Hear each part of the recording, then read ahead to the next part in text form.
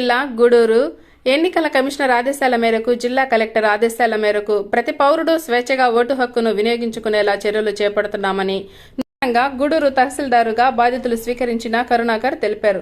ఎన్నికల ఎటువంటి అవాంతరాలు జరగకుండా అన్ని గ్రామాల్లో రెవెన్యూ సిబ్బందిని ఏర్పాటు చేస్తున్నామని, అన్ని గ్రామాల్లో ఎన్నికలు ప్రశాంత వాతావరణంలో జరిగే విధంగా చర్యలు తీసుకుంటామని తహసీల్దార్ కరుణాకర్ మీడియాకు తెలిపారు.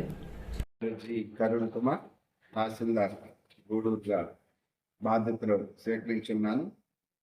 నేను గుంటూరు ఎర్రస్టబెల్ జిల్లా నుంచి పల్నాడు జిల్లాలో నుంచి దాచేపల్లి మండలం నుంచి ఇక్కడికి తహసీల్దార్గా జాయిన్ అయ్యాను, కాన్స్టిట్యున్సీ తహసీల్దార్గా. అదేవిధంగా ఇక్కడ మేము ఎలక్షన్ డ్యూటీ మొత్తం వచ్చాము. అందులో భాగంగా ఎలక్షన్ కమిషనర్ గారు నిర్దేశించిన మార్గదర్శకాల మేరకు, అదేవిధంగా జిల్లా ఎన్నికల అధికారి కలెక్టర్ గారి మార్గదర్శకాల మేరకు నేను ఇక్కడ పనిచేస్తాము.